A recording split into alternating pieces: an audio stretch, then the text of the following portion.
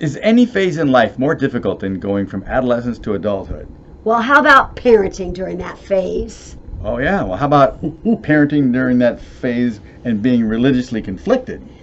Okay, well, we're going to take a look at that.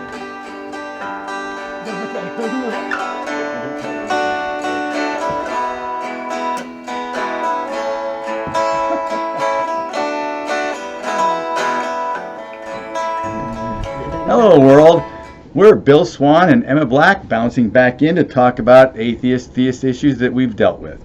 Today we have a few thoughts on parenting our own teens with a faithful Christian mom and a non-believer dad. And we're not really trying to be bossy. Everyone has to walk their own path. Don't follow other people. Unless you're lost and you see someone on the path, then follow them. That was Ellen DeGeneres. I know. Funny but true. We raised 7 children to adulthood. Officially, on February 6th this year, our baby turned 18. Mm-hmm. And teenagers are remarkably wonderful, amazingly confusing creatures, aren't they? Frustrating too sometimes, but yeah, that they are. You know what? Besides women, is there anything more frustrating than teenagers? Yes. Wait, what? You were supposed to agree with me on that. No. Remember when Pop lost his hearing? Oh, okay. Right. And then 3 years later, we lost Mama. And then a year later, he started getting confusion. That was harder because we knew he was never going to get better. Yeah, okay, I see. The teenagers do eventually morph into adults. Our kids are actually people we enjoy spending time with as friends now. They used to think their parents were so dumb. But eventually they were shocked and amazed at how smart we got in just a few years. I know, just woo! So they respect us now because they choose to, not because they're commanded to. You know, my grandpa used to say that teenage boys all thought they were 10 feet tall and bulletproof. That's a fun saying. And we had a poster in the hallway that said, hire a teenager while they still know everything. I remember that. 7 teenagers. That from 13 to 18, that's 35 years of teen parenting. Was it horrible? Oh, no, not at all. Was it bumpy? Oh, yeah, you know it. But with love, we all came through in pretty good shape. Yeah. Teenagers have one major job, and our society doesn't really articulate that very well. But it's similar to going from baby to toddler, and that's a big step. It is, but it's even bigger going from childhood to adulthood. Wanting your mom and dad and needing to show the world that you don't need them. Yeah, wanting to be different and independent, but then doing everything the other teenagers say is cool or lit or hot or fat or groovy. I don't know what the terms are. But when other moms and I have chatted, I kind of explained the whole idea of teenager like this. Oh, goodness. We're in for another analogy. That's her thing. #Emanalogy. Oh, yeah.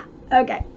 So, when our kids are little, we save everything for them. Pictures and birthday cards, programs with their name on it, and spelling tests with 100%. We decide what's important and special and put it away in their memory boxes in their closet, right? Yeah, okay. I think I know where you're going with it. I'll see if I can help. Okay. Well, we do the same thing with their lessons. Our family routine, the way we talk to each other, our priorities, our recreation, our point of view, how we treat others, how we celebrate holidays or milestones. All those things we do and say that our kids are watching and learning and filing away like finger paintings. Right. We're deciding what's important for them to know. Our language, our recipes, our values, our routines. They absorb what we teach them and get good or bad feelings and memories from their childhood. They remember what we tell them with words and actions. They learn what our priorities are for our family and how we expect them to treat each other and other people. They should also learn how to deal with disappointment and frustration. Right. I get it. Where are we going with this? Oh, well, eventually our children look in the closet and they wonder, what did my parents keep from me? I want to look for myself and see what I want to save and what I want to toss. Well, it's about their teenage years. They start pulling out the boxes and rummaging through them and assigning value to each item. And then they choose for themselves what they want to keep out of all these things that we've told them are precious and irreplaceable. Yeah, we hope they'll gently go through our choices and ponder carefully why we thought that item was worth saving. Some kids do the process very thoughtfully. And others simply just start throwing everything all over the room, and it's chaotic for a while as they examine what we kept for them. Right. They might throw out a lot of special things, but now they're theirs to do with what they want. And once they decide what they truly care about, those things will have more value to them because they chose them. Precisely. And they have to do the same thing with our lessons. They see how we prioritize education, religious teachings, their social skills, healthy habits, sports, arts, their grandparents, our family traditions, and animals, and caring for our home. Just thousands of messages that we've given them for 13 years so far, give or take. They have to try out new ideas now while they're still under our protection, even the ones that are contrary to ours, and decide for themselves what they want to keep and what they feel are not valuable or important. Right. This is the time they're analyzing what they hear in school and TV and from other friends. It's their time to ask questions and get our perspectives. Yeah. They know what their family does. They want to know how they fit into the rest of the world. It's a basic need to belong to a family and the larger family of mankind. And did I teach them that everyone here on earth is a child of God? That each human life has value no matter what color they are or size or if they have a disability? You did. A person's a person, no matter how small. Dr. Seuss. Yeah. And I've never questioned the inherent value of any human being. Life is even more precious when you don't believe that you keep on living in a fantasy land after you die. Oh, that was a cheap shot. Well, I read hundreds of quotes on raising kids. Some believe that having a belief in God is basic, and others say to raise healthy, normal kids, don't expose them to any religions. Too late. But there's a distinction that we'll probably restate for viewers who choose to follow us for very long. So what are you thinking about? That religion is different from your church, and neither of them is the same thing precisely as your personal faith in a deity. Yeah, that's true. All people will have to decide for themselves one day if they can conceive of a sky daddy who cares about them and how much power he has and what to do about it. And crusading Christians are getting very vocal recently since they feel that this is getting much harder to do today than even 50 years ago when everybody went to church when we were kids. Yeah. With advances in technology, scientific discoveries, and with more information, just tons of information about what's happening all over the world, our society is moving forward and putting God stuff in the category of something old-fashioned and better left behind. I'm not sure I would say it was moving forward. Well, I know it's moving that direction. And it seems to be that's the big fear with most people when we're just asking for coexistence. And it is true that church attendance is down in all faiths. More of the younger generation are rejecting our religious teachings. People of faith are older, and we used to be the majority. So, now there's many who feel duty-bound to defend Heavenly Father and Jesus or Allah's teachings, even if they get a little belligerent. Oh. I realize that we can't prove it yet, but I hope that all believers stubbornly hold on to our prayers and songs and scriptures, and because our spiritual beliefs are special to us, we naturally need to share them with our children. Yeah, and some American Christians need to share them with the whole world. And if others don't accept it, then what? Just kill them, right? I'm thinking of groups like the NIFB. I know they're not all like that. But how is that better than the Islamic State that they themselves hate? Sorry, I can't stand religious intolerance, no matter what God they worship. Theocracy is a terrible system that has never made a better world. Trading secular American values for religion is absolutely the wrong direction, and I know you agree with that. What if it was a different religion that was in charge and Emma was ordered to deny Jesus Christ or die? Emma is a good person who tries to see the good in everyone. I'm against religion, particularly when it hurts good people. You don't want to get off track, love. Okay. Yeah, teens. Oh, okay. Teens just seem to go all or nothing sometimes. And they're not the only ones. You know, when we were teenagers in 1974, long hair on boys was a crime to my grandfather's generation. But why? Jesus had long hair in all of our depictions because it was thought to be the style of his day.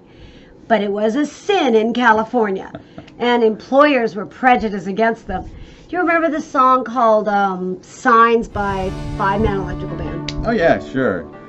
And the sign said, long-haired freaky people need not apply.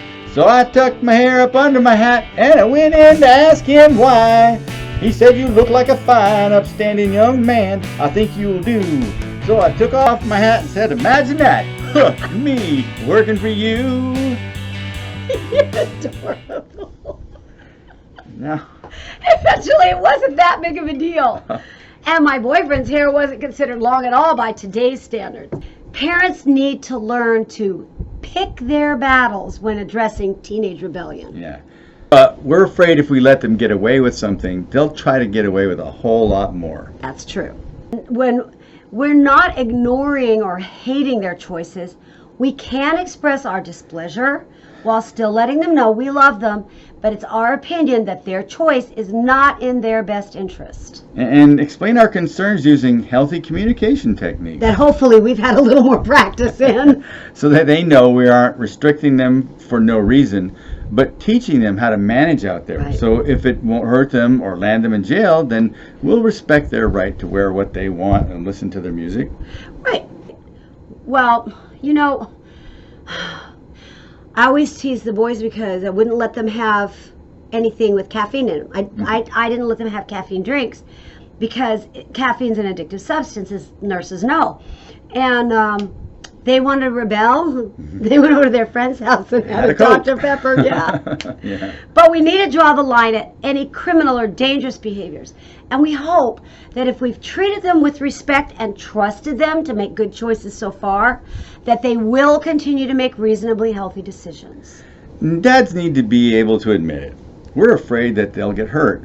We spent 13 years of our lives, well, their lives, protecting them, using seat belts and giving them vitamins and showing them how to ride a bike and use a knife, teaching them not to go with a stranger. Oh, and we want to talk about our thoughts on protecting kids from molestation very soon, too. Important. The more we rough drafted our episodes, the more we realized that we wanted to share.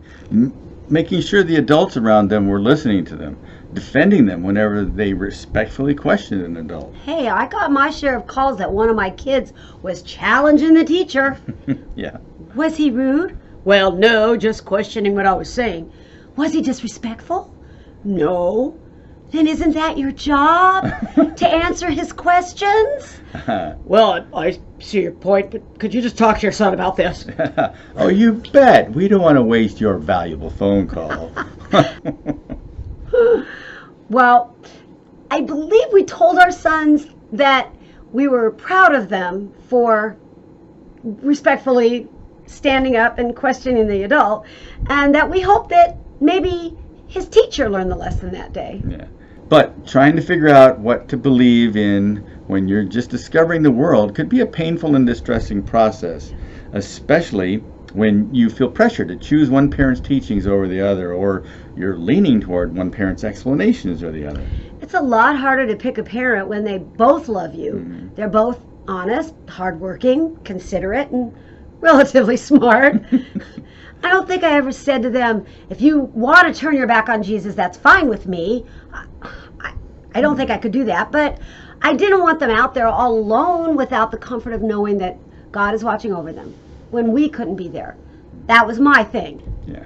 Well, they didn't feel like you would reject them if they stopped going to church or went to a different church or couldn't gain their own testimony of a supreme being. No. But they did worry about hurting your feelings. They knew you would grieve for them not having faith in their lives. I did. I do.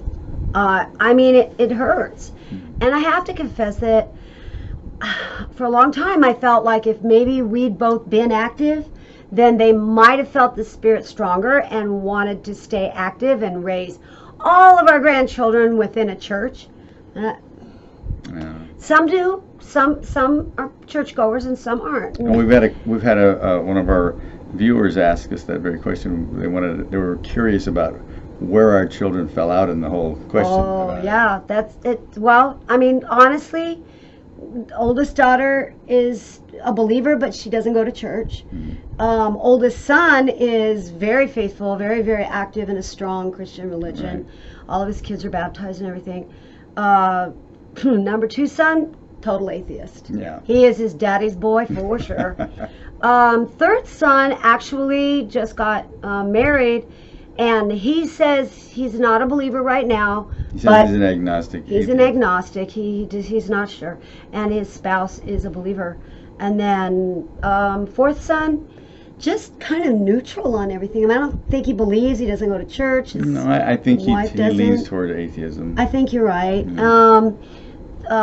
Middle daughter, married, and they're the ones that have the bumper sticker that I love that says God is too big for one religion. Yeah. I like that one. But they're not churchgoers. And then our youngest daughter I still have little control over her, so she goes with me. Yeah. And she's saying that she believes in the possibility of everything. I'll take that. I will take that.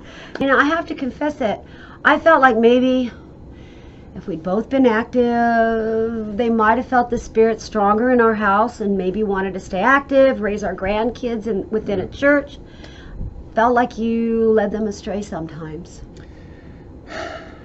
Being logical or honest about the misconceptions in the English translations of the Bible sometimes trumped blind faith, but I realized that you eventually were able to tell them they do need to think for themselves and then decide.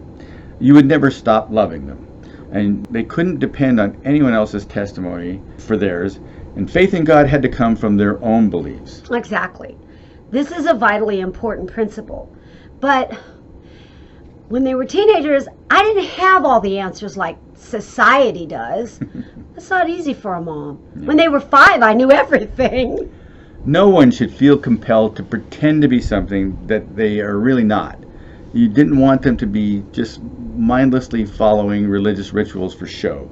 You wanted them to have that burning belief in God, and that's not something that even a mom can give. It's something everyone must decide for themselves. If they didn't feel it, they didn't feel it. But it could always come later. But practical skills now, we taught them together. We were really proud of them for keeping most of the concepts that we taught them. Like finishing school, giving an honest day of work to their employers, and especially treating others with kindness, the golden rule. Yeah. And then we were disappointed when some of them chose to do things that the world told them were fine and dandy, but we disapproved of, like smoking or casual sex. Things that are popular with their crowd, but still have potential dangers.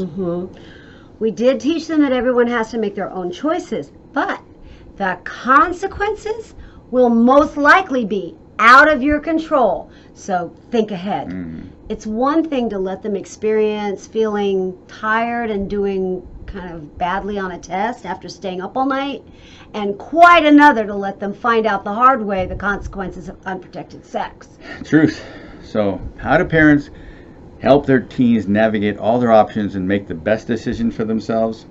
Not force. No, when someone feels forced to comply, it usually just increases their rebellion. And it did for me anyway, I know. They get the idea, like say if mom or dad thinks XYZ is good, then I don't want anything to do with it. And some teenagers are going to go out of their way to prove you're wrong. One of the ways we tried to communicate with them about serious issues was to ask them what they thought about what the possible problems might be. Right. We did say, what's the worst thing that could happen more than once? And they learned that some choices have more severe ramifications. They figured that out for themselves.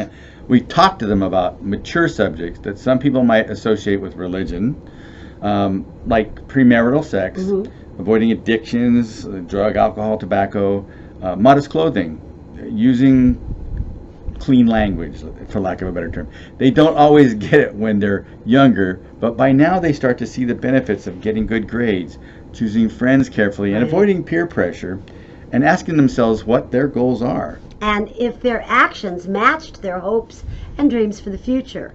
Because they could see how our rules were actually healthy guidelines for living. Yeah. I mean, what parent wants to see their kids addicted to cigarettes or alcohol? Right. So when the church had another class on keeping your body pure, I think the basic messages can be completely supported by both parents.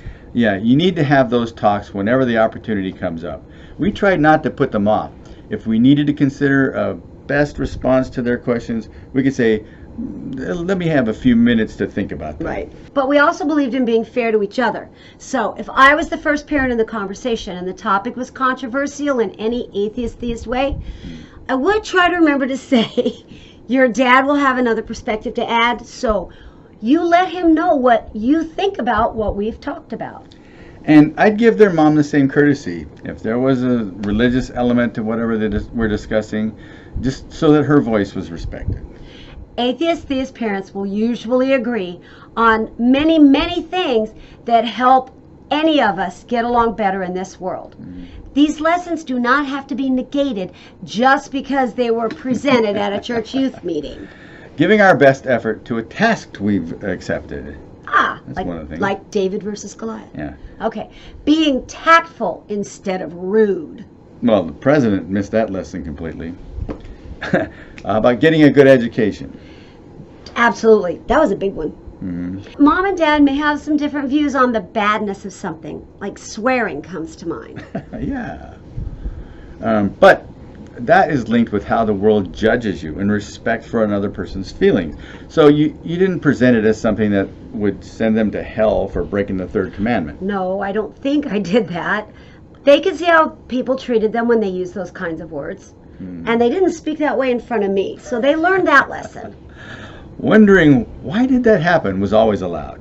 And never taking a ride with a drunk driver. Oh, definitely one of the few absolutes we will allow.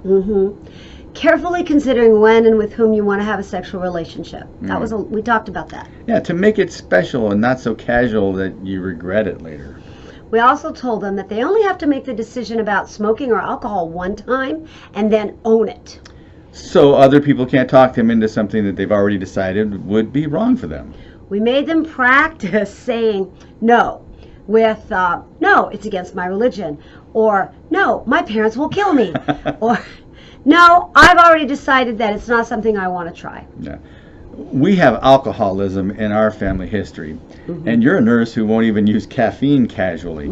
Many teens are stepping up to that level of taking care of themselves, eating healthy most of the time, avoiding addictive substances, exercising, drinking plenty of water, and brushing their teeth, and all this is now in their control, and all good advice to prevent nasty consequences later. Do you realize how many adult patients we have to tell them you need to stay hydrated and eat less sugar if you want to feel better? They'll be like, well, those are my choices. Yes, because they're not as healthy as they want to be. They're watching these pizza and beer commercials and letting them influence them instead of taking responsibility for making their own decisions. Yeah. And we wanted to help them learn how to work through the negative things that happen to everyone, True. like betrayals and disappointments, without being hateful or getting into bitterness or revenge. No. So we wanted to be right there with them when they were hurting, so they'd know that these wounds will heal and they're going to come out on the other side with optimism for the future. But, if they learned their Sunday school lessons and they were confused, and you could pray together, find scriptures together, but the answer had to come to them alone. Yeah. You wouldn't shame them or turn your back on them. And that's another absolute never. Thank you, honey. I treated everyone we saw or talked to like they were a child of God, and my kids felt that. Yeah. Everyone bleeds red. Everyone needs love and acceptance to be emotionally balanced. Atheists wonder how your Jesus feels about crusading Christians you're talking about who spew hatred and promote force in his name when you tell them we're all equally valuable to God. I do say that. Thank you again, honey. I feel that some people, my grandmothers used to call them holy rollers, will see that they are actually pushing people away from Jesus when they use hate. We've to turn around and get back to the teens. Okay, that's the focus for today. So, discussions about any subject from A to Z were encouraged, and asking questions, and then listening, the 2 ears, 1 mouth thing, Yeah. that worked much, much better than lectures. Yeah. After a few minutes of a lecture, they turn you off. Yeah. Most people do not listen with the intent to understand. They listen with the intent to reply. Stephen Covey. Yeah. Yeah. We intentionally used family routines to make sure they reached 18 with the most basic practical skills that they would need to be successful in life. We spent a lot of time working on that. You Yeah. know, that's what Jesus wanted me to do. Learning to be competent with adult skills was important bonding time. All our kids helped with the cooking. The boys were actually better at making some dishes than their sisters. And one night, they created a dish we still call Mexicubes, when they pulled out the tortillas and they were all moldy. Yeah, we didn't eat the moldy. No, they used all the ingredients and made a really cool casserole. Yeah. Kids don't automatically know how to clean the oven or say care for a home without working together. Right. And you know, it's an orientation day for our daughter when we took her up to her college. Parents were reminded that we only had 9 weeks to teach their incoming freshmen how to do laundry. And we thought, what? She's been doing her own laundry since she was 13. 13, yeah. How can an 18-year-old not know how to do I that? don't know. But one of the things that I guess we want to emphasize is that we used everything around us, our neighbors, their friends, the news, movie plots, books, things like that, to talk about our concerns with current issues. We wanted to see what our kids were thinking about when they saw the show. They would say, well, what's going to happen to those characters? Or what could they have done differently? Or if we're watching the news, what are these people going through that the reporters aren't telling us? Discussing the dangers of trying to get away with less than your best or trying to manipulate other people or treat others disrespectfully. Right. How people treat you by the way that you talk or dress. It may not be fair, but it's realistic. Yeah. Seeing the risks of being dishonest or using chemicals to escape their problems. They understood how going against what we've taught them could backfire on them. Not that they didn't try some stupid things. Oh, yeah, but we didn't protect them from the consequences of their behaviors. It was so painful, but we did have to let them experience the discomfort of detention for cheating on a test. And our 14-year-old daughter spent the night in jail once for breaking curfew and joining up with some other kids doing graffiti. Yeah. You hope and I pray that will help them to decide that maybe they don't want to do that again. Yeah. No guarantees. They won't continue to make poor choices. Some people just love the thrill of breaking the rules. I know. But we know with pretty good certainty that if we rescue them, they'll learn nothing. True. Let's see. Alcohol. I don't allow it in my home. Well, as teens, that's a no-brainer. But we want them to understand the risks. If mom says absolutely never with alcohol and dad says a beer at the ball game's no big deal, then each parent can explain their position. We can't control an adult child, and No. telling a teenager they can't do something all their friends are doing without discussing it in a way that makes any decision their choice is pretty much making a dare. And, you know, in some ways, maybe our kids almost had the best of both worlds. I mean, they didn't want to have to choose between mom and dad, so they could see that both parents are good people. It was probably less stressful for our teenagers to decide for or against something because they knew that one parent would be okay with it and the other parent still loves them. Good point. So if one uses a religion to help them get through life's ups and downs, and the other uses logic and reason to navigate the challenges, then the teens are free to choose the path that makes the most sense to them, knowing that they themselves are accepted and loved. And I know a lot of Christian moms that will probably disagree with me and tell me that I was supposed to crack the whip and keep them under control and just don't let them make their own choices. They have to do what this Bible says. And I'm not sure that their kids turned out any better than mine. I mean, I know mine all still talk to me about their lives and their friends and their choices. So maybe I wasn't a bad mother for doing what I believe Jesus inspired me to do instead of picking and choosing a scripture. The kids do sometimes tell me something that is worldly first, so I can break the news to you. They love you so much. They don't want to hurt you, but they have to be their own person and live their own lives. They've all gone through their ups and downs, but generally they've made really good choices. And they're teaching their children how to make their beds and make their choices with respect. I have to admit, it's heartbreaking to see my child not have the extra spiritual power to help them get through this crazy world, but they know that they can always turn to the Lord anytime they need to, and they're always can come to the religious parent for counsel if they feel like they need it, as long as they feel accepted and welcomed home. Christian families can explain the point of the story of the prodigal son. Personally, I was with the elder son who did everything right, and he didn't get a party.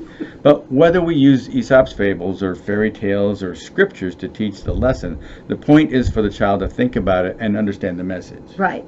So my atheist spouse may not like it, but we did compromise and agree that the kids also have the right to know that there are people who do value their relationship with Heavenly Father. They treasure it, and they find comfort in their belief that living His laws brings happiness here, and that there is a life of joy after this time on earth. I don't have to explain it, I just feel it. What we taught them about sexuality is for a whole new discussion, golly. and I'm kind of looking forward to that one. It's in a rough outline state right now. You want to work on that one later? So, as balanced parents... Well, at least we're still on the teeter-totter of life. We want them to develop their talents and their interests and determine for themselves what their choices will be. Atheists will say they're gaining self-determination or self-acceptance, while their faith-oriented parent will say that God gave us all different talents and free will. And it's up to each individual to use the interests and the abilities that we've been given or blessed with to make a happy life for ourselves and to contribute to the world around us. We know this was a little bit longer than we liked, so thanks so much for staying with us to the end. As always, we're excited to get new subscribers, Yes. and we love your messages. Oh, click on the bell so you'll know when a new episode's posted. The number of likes we've gotten tells us maybe we're doing something right. Yeah. Believers and non-believers can still have a wonderful life when their focus is on love. I believe it came from God, and He thinks it's just chemicals and sex. Love is what we have together as a couple and a family. So until next time, Make every day the best it can be.